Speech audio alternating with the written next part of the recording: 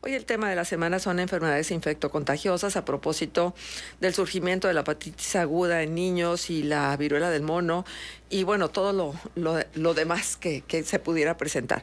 Y estamos muy contentos de recibir al doctor Fernando Núñez Espinosa, internista, es un gran conocedor del tema, con quien hemos platicado en otros momentos de diferentes tópicos, sobre todo el tema del COVID. Del COVID, ¿no? Lo platicamos mucho y bueno, yo agradezco muchísimo que estés con nosotros. Gracias, Fernando. Gracias por invitarnos otra vez más. No, muy contentos y muy deseosos de saber sobre la enfermedad. Un poco más adelante vamos a tener al doctor Enrique Carrillo Rodríguez, coordinador de prevención y promoción a la salud de la jurisdicción sanitaria número 6. Fernando, ¿a qué llamamos enfermedades infectocontagiosas? Pues es toda enfermedad que se presente de estar expuesto a un agente, ¿no? Virus, bacterias, hongos, parásitos. ¿Hay límite de estas enfermedades? Normalmente se autolimitan. Ajá. Hay enfermedades que desgraciadamente, casi todas ellas virales, tienen un proceso de replicación muy amable. Gracias, claro. Que dura por años hasta que el paciente o las contiene o termina con el paciente, ¿verdad? En este caso VIH, hepatitis como la hepatitis C. Ajá. Y algunas otras enfermedades virales, pero también puede haber otro tipo de enfermedades que no se autolimiten tan fácilmente a nivel bacteriano. Por ejemplo, ¿el VIH es una enfermedad infectocontagiosa también? Así es, exactamente. Bueno, no sé si es propio decir que el VIH es la enfermedad, Sí, como tal el VIH es el virus, vamos a llamarlo así, y ya cuando llega una fase donde ya no hay para atrás, se considera un síndrome, es el SIDA, síndrome de insuficiencia adquirida, ¿no? Ajá, que deriva entonces luego en muchas otras enfermedades secundarias al tema principal. Todo virus, bacteria, hongo, parásito que llegue a mi cuerpo y me lastime, eso es una enfermedad infectocontagiosa. ¿Conocemos todas las enfermedades que hay? No. ¿O las seguiremos conociendo conforme vaya avanzando la humanidad? Definitivamente cada punto de la humanidad es muy específico en sus, vamos a llamarlas otra vez, valga la redundancia, en sus específicos escenarios infecciosos. No es lo mismo la pandemia de la fiebre bubónica, o de la peste bubónica, perdón, donde los sistemas de saneamiento no eran tan buenos, ahorita con COVID-19. Son escenarios totalmente diferentes, con 500 años de distancia. Claro. Ahora, la genética, la cultura, la manera de entender la vida, hasta lo que comes, lo que bebes, el tipo de agua que te tomas, todo las influye. Radiaciones solares, que por cierto hoy la de 8 columnas del siglo de Torreón habla sobre el índice de radiación que tenemos en la comarca lagunera por estos tiempos. Altísimo. ¿Todo esto incide? Totalmente. Totalmente. Hay virus que pudieran tener un escenario propicio en el calor, otros con el frío. En específico, los que vamos a hablar ahorita son estacionales, casi siempre a finales de invierno, inicios de verano, son el tiempo donde más su replicación se ve. ¿Qué está pasando con nuestra relación con los animales? ¿Por qué enfermedades que eran propiamente de los animales o que estaban sujetas a la especie animal, los estamos adquiriendo los hombres? Bueno, esas enfermedades se llaman zoonosis y no son nuevas. Hemos estado con ellas toda la vida, ¿no? Simplemente ahora las conocemos más por redes sociales, etcétera.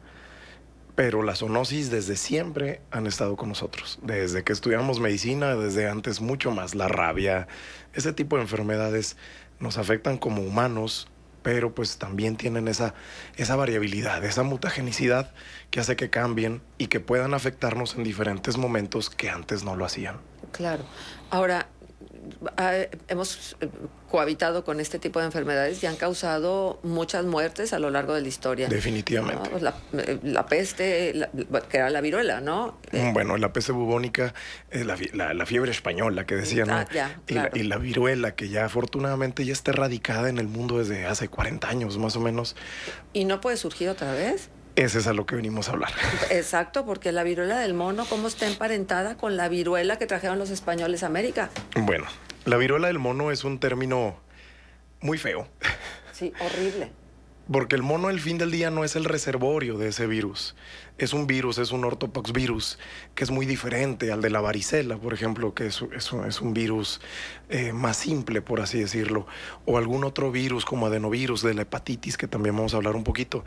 Son ortopoxvirus, son virus que hemos estado conviviendo con ellos desde hace muchos años. La fiebre del mono o el monkeypox no es nueva. La primera vez que se documentó fue en 1953, 50. El problema es que pues siempre estuvo confinada en África. Siempre estuvo confinado en Congo, Namibia, Nigeria. Y uno no nos había dado problemas. Entonces ahorita, al ser una zoonosis emergente, pues están todavía en el estira y afloja, a ver si va a ser una emergencia mundial o tiene tendencia de pandemia. Esto lo ha provocado la globalización, la inmediatez con la que podemos viajar Totalmente. Las facilidades con las que Totalmente, ese es el principal factor. Y también la virulencia propia de ese virus. Es un virus que se contagia muy fácilmente. Sí se contagia por contacto, también por vía aérea, pero sobre todo por contacto con heces de animales o saliva de animal, etc. El inóculo puede ser muy pequeño. ¿Qué es inóculo? Con la cantidad de virus que necesitas es pequeña para generar esto. Normalmente un cuerpo competente la puede contener y ya, pero cuando es mucha la carga de virus que uno pues, se mete a su cuerpo, las manifestaciones pueden ser mayores. En este caso, pues todos los casos que ya vimos ahí en Europa, en Inglaterra, en Portugal, España, Suecia, etcétera. Sí, qué bueno, qué terrorífico, porque además se viene el verano, la temporada las albercas, de ¿no? Vacaciones, donde hay un montón, porque ahora que aparentemente ya estamos saliendo del COVID-19, aunque yo tengo mis dudas por lo que está sucediendo en Nueva York, que han determinado que hay que volver a usar el cubrebocas en espacios cerrados. El COVID llegó para quedarse. Todavía tenemos esa gracia nosotros aquí en México, que no tenemos esa mentada quinta ola que se va a venir entre agosto y septiembre, muy probablemente, pero con una intensidad, esperemos, muchísimo menor. Por las vacunas. Por las vacunas. Y volvemos al tema entonces de las enfermedades infectocontagiosas en general, donde el descubrimiento de las vacunas fue el milagro, ¿no? Edward Jenner, ¿no? Sí. Desde el 1890, por ahí, no sé. Fue precisamente al ver que las mujeres las que ordeñaban a las vacas, antes un estigma de viruela era tener la cara llena de lesiones, de marcas. Y a este científico se le hizo muy, muy interesante ver que las chicas que ordeñaban a las vacas tenían su cara más limpia. Entonces agarró a una, dice, préstame tantito, una de tus manos, agarró y le metió ese líquido a un niño de 8 años, un jardinero. Y el niño se curó de la viruela. De ahí nacen teóricamente las primeras vacunas, pero desde antes ya se tenía registro. Incluso los chinos, otros que maceraban esa piel, la inhalaban y se curaban de esa enfermedad. Entonces teníamos esa idea de autocuidarnos exponiéndonos. De ahí que los americanos también, antes de la comercialización de ahora la varicela, la viruela loca, pues que hacían sus chicken pox parties, ¿no? Las fiestas de los niños, ¿no? Sí, para que todos se contagiaran. Pero tampoco eso está tan bueno, pero al fin del día es lo que hemos vivido, ¿no? Y es lo que hemos aprendido. Te voy a decir una cosa, Fernando. Sí. No es que esto haya quedado en el pasado. Claro que no. Yo todavía conozco a muchas mamás que van y llevan a sus niños a donde hay un niño con varicela para que se contagie y para que no le dé tan fuerte. Válido es, pero pues si ya tenemos una vacuna, pues acudan con su pediatra más cercano. Claro, por supuesto que eso sería lo más adecuado. Pero a ver, volvamos a la famosa viruela del mono. Las lesiones que registran las gráficas que dan cuenta de la información son terroríficas. ¿Así eran las lesiones de la viruela que conocimos? Quizá las de la viruela eran más catastróficas en la cuestión de la marca, pero eran muy parecidas. Las de la viruela, yo nunca las vi, más que los libros, porque ya no hay. Sí. Eran más grandes, más tensas y no umbilicaban. Y lo que dejaban, ¿qué es eso? umbilicales, que se le hace un pocito en medio. Un pocito en medio. Y las del mono, pareciera que son esos. La única diferencia entre una y otra es que la del mono, mal llamada, genera mucho daño en ganglios linfáticos. El paciente inflama más fuerte. Pero al fin del día son autolimitadas. Es una persona que dura 3-4 días sintiéndose mal, fiebre, etcétera. Y después de la fiebre empieza a llenarse de esas pústulas. Porque son más grandes que una vesícula. Esas pústulas se secan en una semana, máximo 2, y dejan una costra. Pero al fin del día, la única diferencia también con varicela, que también cada vez vemos menos varicela, es que estas todas salen de jalón al mismo tiempo. Y la varicela, pues a mí todavía me salió una aquí y otra acá y luego otra acá y luego otra acá. Y en diferentes estadios de la enfermedad se iban cayendo las costras. Pero, por ejemplo, si la erupción es muy fuerte, ¿es porque tenías una carga de virus más alta o no? Depende de cada persona. Todavía desconocemos mucho de por qué se salió, vamos a llamarlo así todavía, de control esta zoonosis. Muy probablemente tenga que ver, pues, hay muchas teorías, ¿no? Más comercialización de especies exóticas como animales, más empleo pues de formas ilegales de tener ese tipo de animales, mayor apertura a centros sociales, etcétera. Por ahí se consideró la hipótesis de grupos homosexuales. La verdad es que yo lo considero eso más alarmista que otra cosa. Claro. O sea, al fin del día es un virus fácilmente transmisible. Y la idea es cuidarnos, básicamente. Así es. Bueno, estamos platicando con el doctor Fernando Núñez Espinosa, internista, gran conocedor del tema, sobre enfermedades infectocontagiosas a propósito de la hepatitis esta que se está presentando en los niños y la viruela del mono. Vamos a hacer una pausa comercial y enseguida estamos de vuelta. Contextos. El programa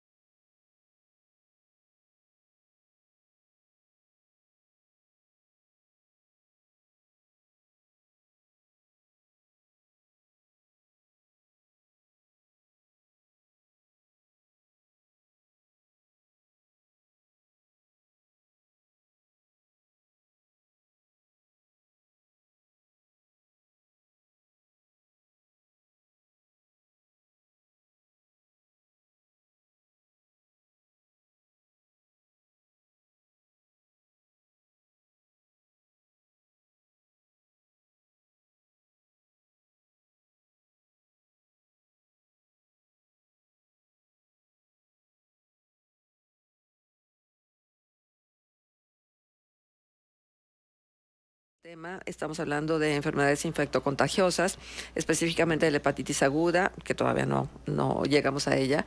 En este momento terminamos como de revisar el tema de la viruela del mono. ¿Hay alguna posibilidad de que llegue viruela del mono a México? Definitivamente. Si se sale del área, por así llamarlo, por un brote, pues son enfermedades cosmopolitas al fin del día. Ajá. Normalmente había estado confinada en África, por eso no la conocíamos, por eso no había tanta información del tema, pero muchos colegas dermatólogos, sobre todo en centros grandes de concentración, muy probablemente hayan visto 1 o 2 casos en México, sobre todo en personas con contacto bueno, se les llama mucho los perros de pradera, pero normalmente cualquier animal pudiera ser reservorio, cualquier roedor pequeño, rata de campo, ardilla, etcétera. Y puede haber hasta cierto punto contaminación, más que es muy limitada.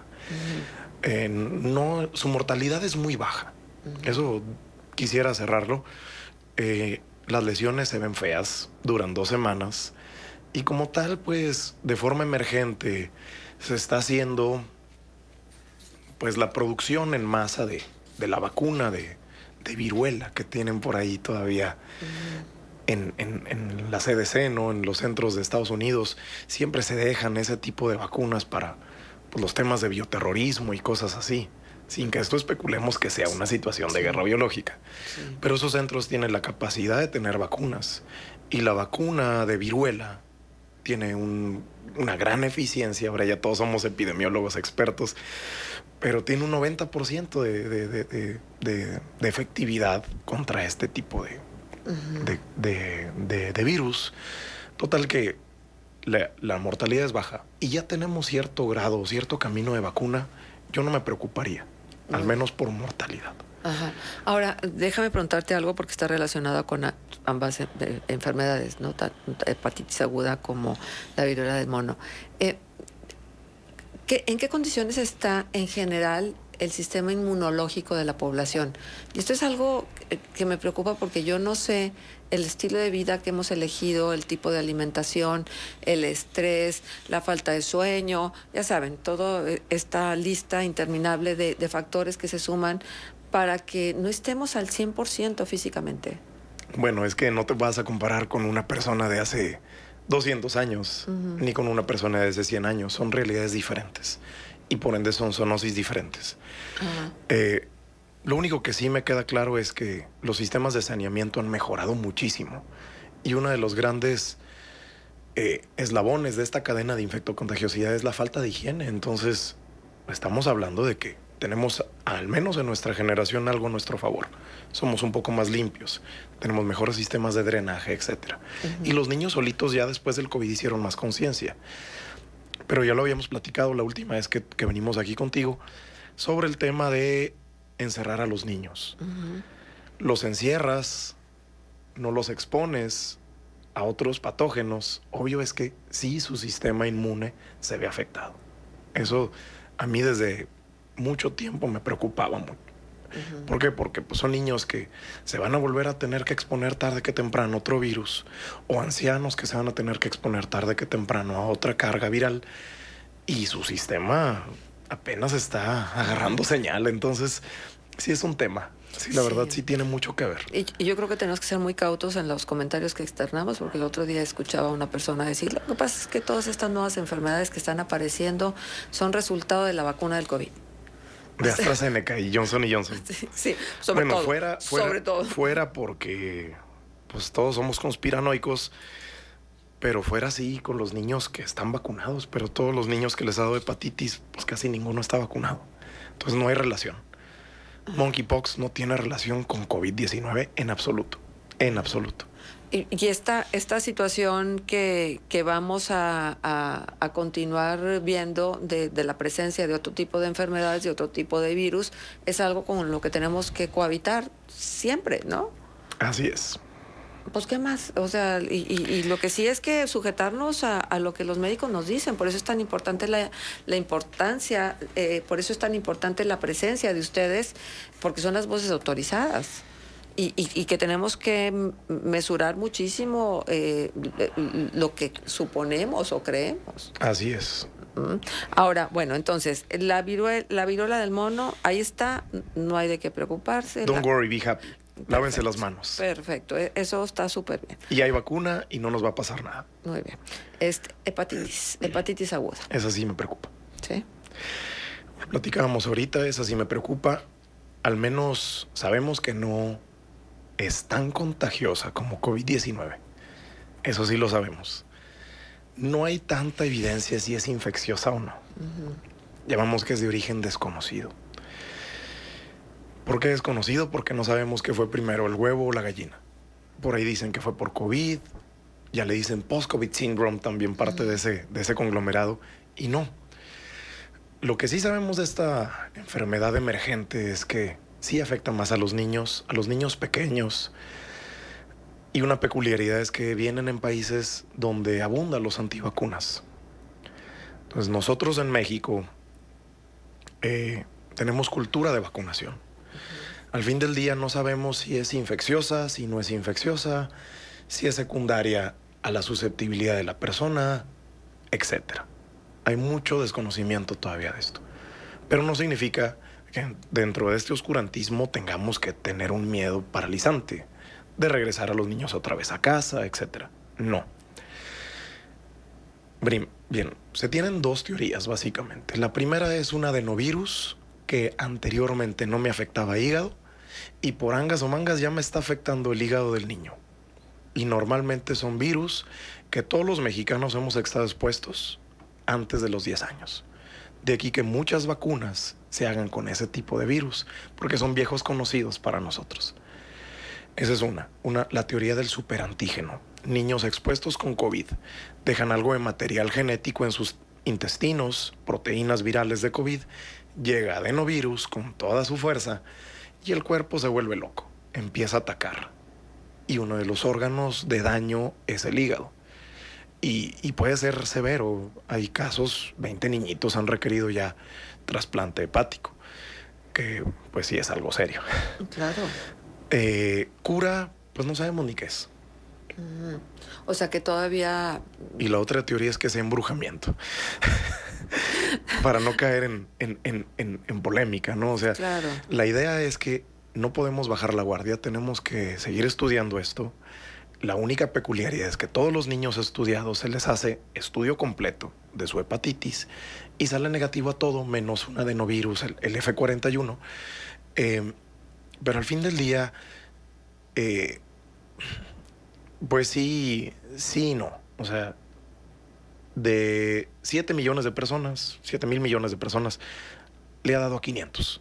Ajá. Entonces, es una cantidad que a estas alturas COVID-19 tendría Sí, después de los millones de millones de personas casos. y Entonces, ¿no? vamos a dejar que pudiera ser un foco de alarma, pero todavía no es tiempo de pánico.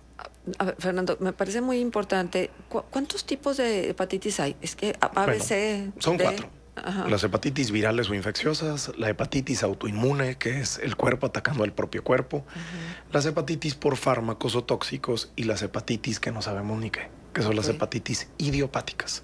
Son las 4 más frecuentes. Tóxicos incluye alcohol, medicamento, hierbas, bla, bla, bla, bla, bla. Entonces, el tema es que esta hepatitis entra en ese grupo. De las idiopáticas. Exactamente. Ajá. No sabemos cuál es el principal detonante. Se sugiere que todos tienen esa peculiaridad, tener contacto, tener serología positiva para adenovirus F41. Ay, bueno, es que a mí se me hace el hígado un órgano súper especializado, de tal suerte que cada vez que se menciona alguna enfermedad relacionada con el hígado, no es de buen pronóstico. Da miedo. Sí.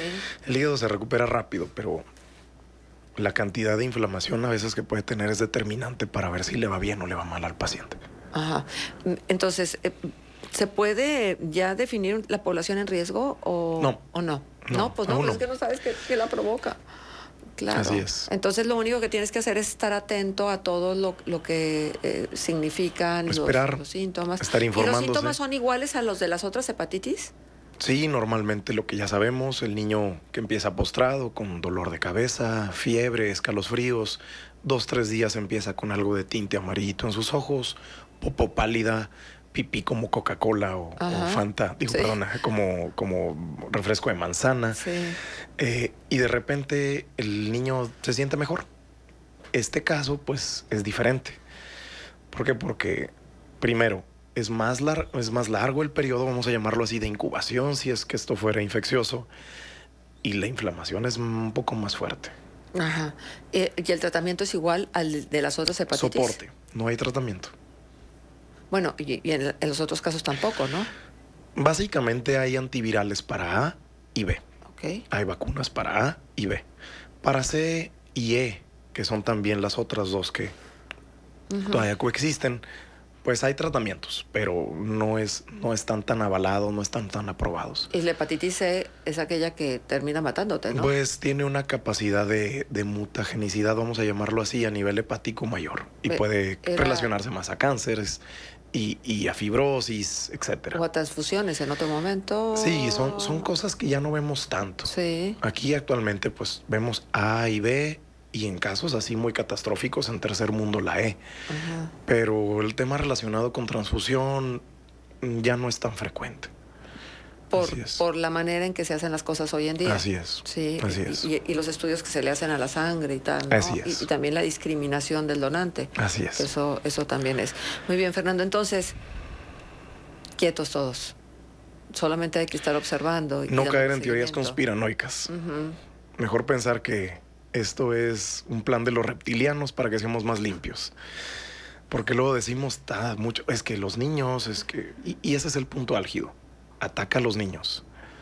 Ah, ¿Me muy bien. entiendes? O sea, olvidarnos que si fue por la vacuna, que si fue por embrujamiento, que si es una comida, es un virus muy probablemente que haya mutado y que esté haciendo el fenómeno de superantígeno en ciertas poblaciones susceptibles. Dos cosas importantes. No bajar la guardia en ¿No? cuanto a las medidas de higiene que hemos instituido, que ya se queden como parte de nuestra Así es. cotidianeidad. El adenovirus Ajá. sí es por...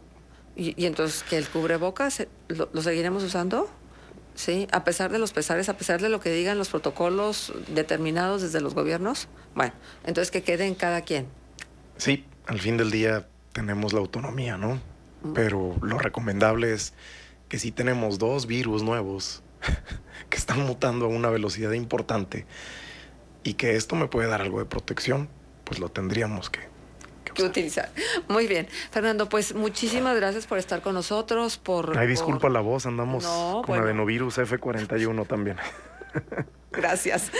Bueno, Y gracias por invitarnos a tu programa otra vez. estuvo con nosotros el doctor Fernando Núñez Espinosa, internista, un gran conocedor del tema, pero además, híjole, esta capacidad de explicarnos lo difícil, ¿no? Porque finalmente la mayoría de nosotros somos neófitos en el tema de la medicina y de la medicina en serio, ¿no? Porque luego somos expertos en andar recetando cosas que ni siquiera sabemos para qué sirven. Nada Bueno, más 3 últimas sí, por favor. recomendaciones. Las vacunas de viruela no me van a ayudar para las monkeypox. Si quieren hacer un poquito más rico a su pediatra, acudan con él. No me va a curar nada, son tipos diferentes, pero pueden ponérsela. Ujú. ¿Cuándo es el tiempo ideal para ponerse la vacuna de viruela? De entre los 9 meses de edad, máximo 13 años. Muy bien. ¿Sí? Ujú. La gran mayoría de la población está inmunizada contra viruela en México. No debe de haber problema con monkeypox. Y no leer todo lo que se No creer todo lo que se lee. no creer todo lo que se lee, sobre todo en grupos de WhatsApp, redes sociales. Sí, páselo Eso por un enferma el filtro. alma, ¿no? Y Sí, desinforma sí, y más con los niños. Entonces, exactamente. démosle la seriedad al asunto, esperemos recomendaciones de CDC, incluso del país, no politicemos esto. Todo es un bien común. Exacto. ¿Sí? Sí, así hay que verlo. Y cuando regresemos, platicamos con el doctor Enrique Carrillo Rodríguez, coordinador de prevención y promoción a la salud de la jurisdicción sanitaria número 6 con sede en Torreón, con quien también hemos tenido en múltiples ocasiones oportunidad de conversar. Vamos entonces a la pausa comercial y volvemos. Gracias. Contextos.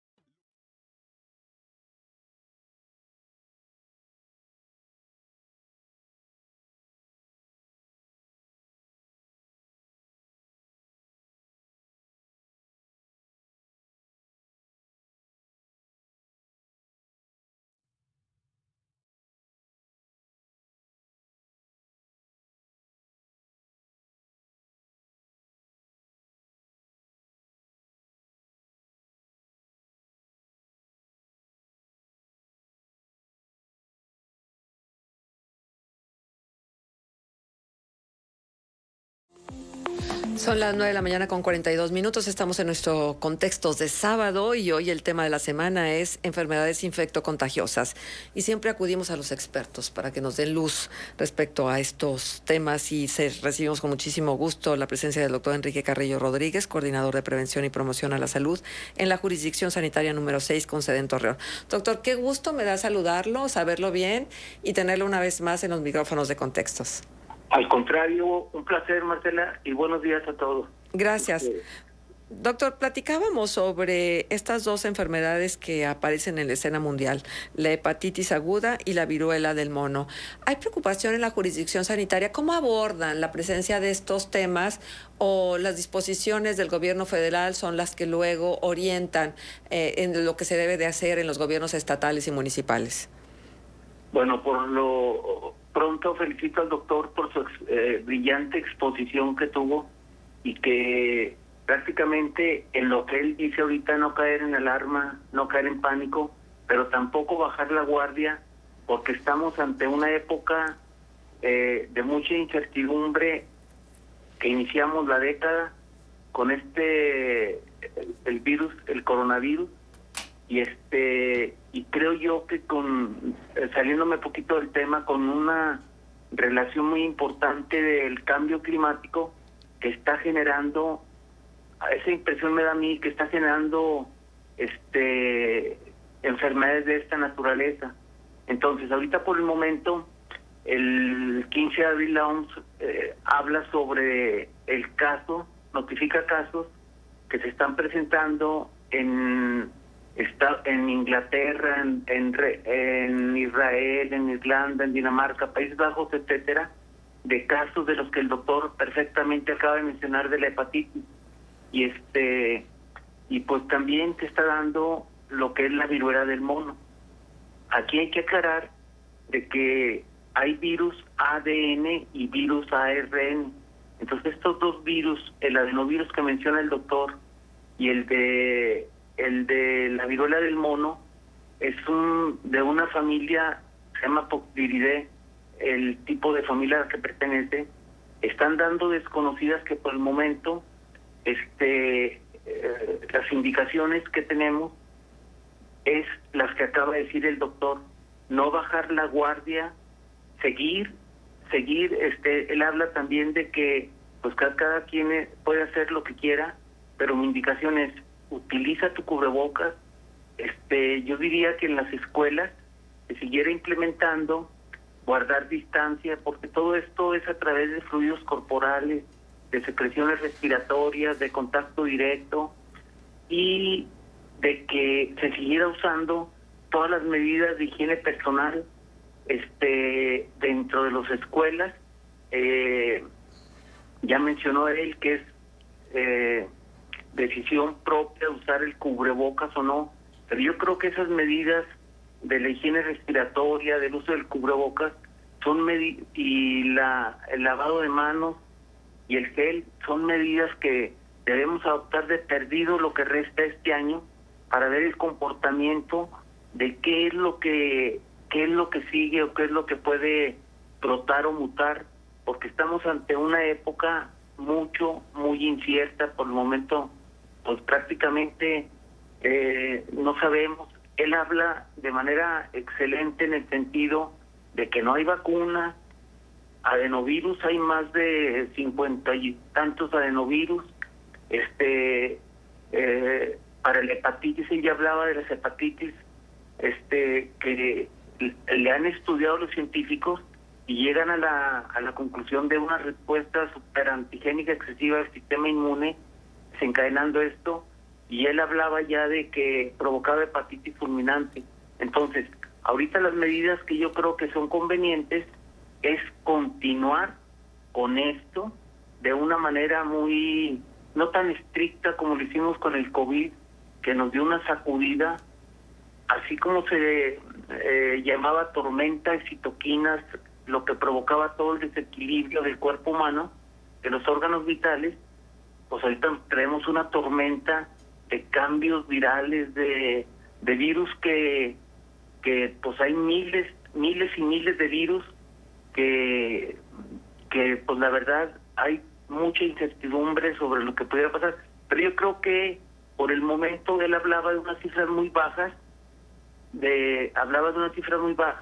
que hasta cierto punto es alentador, pero sigo yo insistiendo en que sí debemos continuar con ese tipo de medidas. Muy bien expuesto. Doctor, entonces, para esto no hay vacunas, tanto para la hepatitis aguda por clasificarse dentro de las hepatitis idiopáticas y contra la viruela del mono. Con todas estas medidas de higiene pudiéramos contrarrestar no nada más la presencia de estas enfermedades, sino de muchas otras.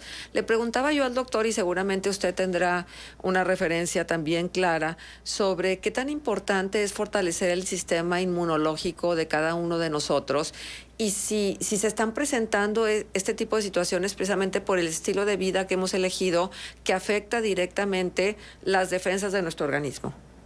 Pues es muy importante, y el sistema inmune lo fortaleces con una buena calidad de vida, llevando alimentos adecuados, evitar el estrés, dormir en forma adecuada, y ayudarte con complementos que habitualmente utilizamos, que fueron muy conocidos ahora en la época de pandemia.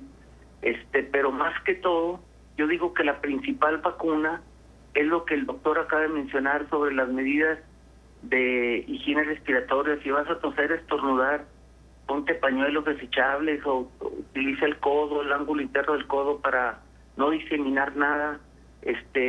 Ante la evidencia de las lesiones cutáneas que presenta la viruela del mono, es que la característica es que se predomina en cara en un 95%, y en los miembros inferiores, respetando el tronco, afecta a las mucosas en un 70%, las mucosas de la boca, afecta a los genitales en un 30% y afecta a las palmas y plantas de los pies. Entonces, ante esas situaciones, caray, no seas que no toques esas lesiones y no hagas contacto con esas personas. O sea, aquí yo creo que la palabra clave es información, que la población sepa. Ya hablaba el doctor de las características de la hepatitis: de manera adecuada, orina oscura, canelada, color Coca-Cola, las evacuaciones blancas, la pérdida de apetito, la náusea, el color amarillento o lo blanco de los ojos, el malestar general. Todo esto, la población debe estar empapada para detectar luego casos índices y tomar medidas urgentes ante situaciones que se pudieran presentar. Pero sí debe haber un conocimiento de las manifestaciones que el doctor en forma adecuada señaló para evitar problemas de este tipo. La jurisdicción sanitaria, ¿en qué está ocupada en este momento desde la prevención de las enfermedades? Doctor, me parece muy importante, porque yo no sé, cada época tiene sus enfermedades características. ¿Cuál es la preocupación en este momento en relación a la salud de los pobladores de Torreón, y de qué se ocupa la jurisdicción sanitaria número 6? Y en el caso de la necesidad de vacunas, si existen las mismas y para qué hay vacunas.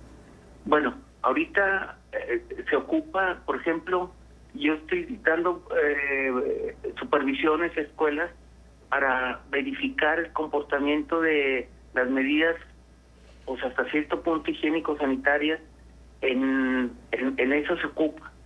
Y la segunda pregunta de las vacunas, en realidad no hay vacunas. O sea, la Organización Mundial, creo que en el 1980, declaró erradicada ya la viruela y dejó ya de vacunar de manera necesaria. Estas enfermedades, Marcela, se presentaron, por ejemplo, la viruela del mono está desde 1953. Rowell fue el que en Copenhague fue el que encontró este tipo de lesiones y la relacionó con la viruela del mono.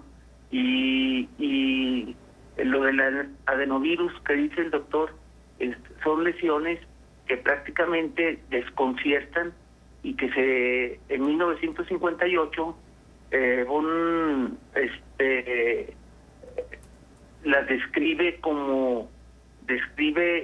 lesiones que son predominantemente de vías respiratorias, o sea, nada tienen que ser casi con hígado, casi no tiene nada que ser, aunque produce enfermedades gastrointestinales, que aboca más a problemas respiratorios, y los problemas respiratorios son seleccionados a recién nacido, a lactante menor, lactante mayor, a adolescente, y pues básicamente ahorita lo que ocupa la jurisdicción sanitaria es de transmitir información y hacer prevención y detección en forma oportuna de manifestaciones de estas dos cosas que se están presentando.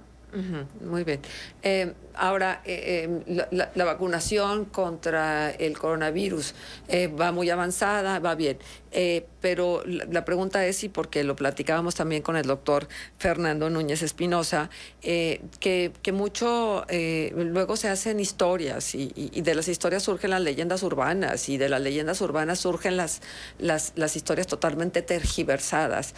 La pregunta es, ¿no tiene nada que ver la vacuna del COVID-19 con la presencia de otras enfermedades o daños subsecuentes a la vacunación?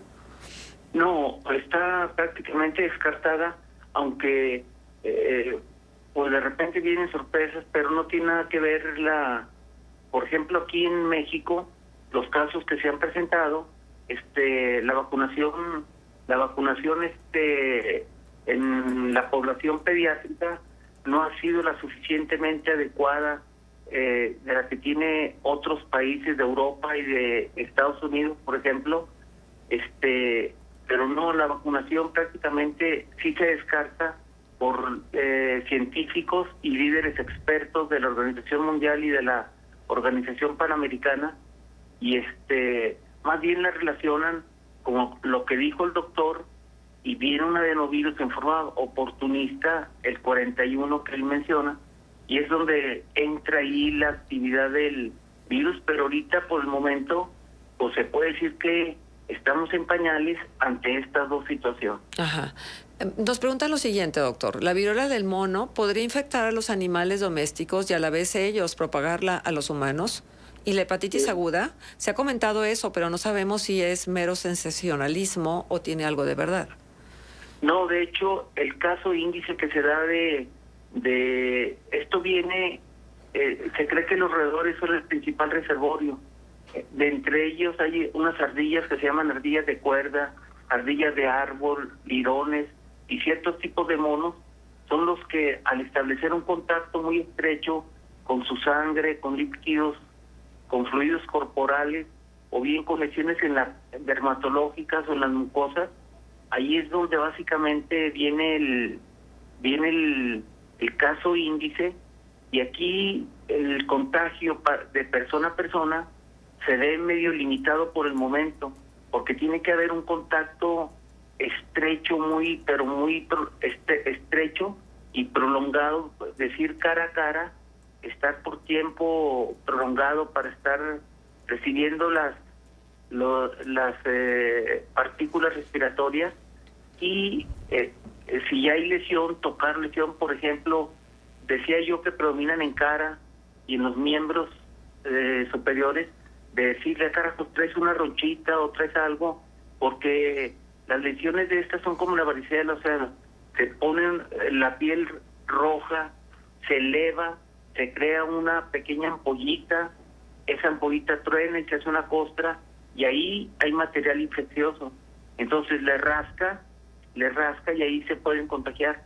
Pero por el momento, pues vamos a seguir aprendiendo, igual que de COVID, vamos a seguir aprendiendo, porque ahorita siento yo que estamos en la punta del iceberg de tanta información que nos está llegando, porque también, saliéndome poquito del tema, al COVID lo estamos abandonando en el sentido de las manifestaciones tardías del COVID en gente presintomática, sintomática o con un COVID leve, luego las reacciones del COVID largo que quedan. Así es, esto es bien importante lo que nos está diciendo, porque la verdad sí hemos conocido de casos de personas que tuvieron COVID y que hoy mismo, después de meses y algunos hasta años, siguen experimentando reacciones secundarias a la enfermedad. Así es, y como vuelvo a repetir, estamos ahorita todavía en fase de recibir mucha información y conocimiento, pues, de las grandes potencias, porque yo creo que vienen cosas aún que prácticamente vamos a conocer, y que las medidas o la mejor vacuna es que la gente esté informada, bien informada de cuáles son las manifestaciones de, por ejemplo, de aquí la viruela del mono, de la hepatitis aguda que se presenta pues predominantemente en los niñitos, y hablar decirles a los pacientes que manifestaron el COVID que quedaron con síntomas, porque dejó muchas secuelas el COVID definitivamente. Uh-huh. Entonces, esa es la mejor, si culturizas a la gente y nos aplicamos bien a todas las medidas que deben de ser, yo creo que esto, y como dices tú también, en forma adecuada, creo que continuar con el lavado de manos, que parece tan simple y tan tonto, pero pues por ahí es donde entran casi la mayoría por boca, uh-huh, por boca y por vía respiratoria. Claro. Porque, por ejemplo, ahorita anda circulando un coxsackievirus que es común que se presente en estas temporadas, pero pues lo evitas con tu lavado de manos y lo evitas con tu uso de cubrebocas. Pero ¿este es el que se contagia vía boca, mano, ano? Sí, es boca, mano, pie. Sí. Boca, mano, pie. Muy bien. Y se confunde con muchas enfermedades, y me ha tocado ver pacientitos con ese tipo de problemas. Carajo, pues lávate las manos. Lo que sí estamos haciendo en jurisdicción sanitaria es seguir implementando y reforzando estas medidas, sobre todo en los preescolares y en las guarderías donde pues hay aglomeramiento, y básicamente ahí es donde puede surgir contagios. Muy bien. De esta naturaleza. Muy bien, doctor. Pues como siempre, agradecidos por el favor de atendernos y de ofrecernos sus conocimientos para que tengamos más claro cuáles son las circunstancias que nos están tocando vivir. Muchísimas gracias. Al contrario, y un placer estar con ustedes. Gracias. El doctor Enrique Carrillo estuvo con nosotros. Él es coordinador de prevención y promoción a la salud en la jurisdicción sanitaria número 6. Con esto cerramos ya nuestro espacio del día de hoy de Contextos. Esperamos que la información que le hemos proporcionado le sea útil y que el lunes entrante tengamos la suerte de volvernos a encontrar. De aquí entonces, que estén bien. Q 91.1 FM. Son las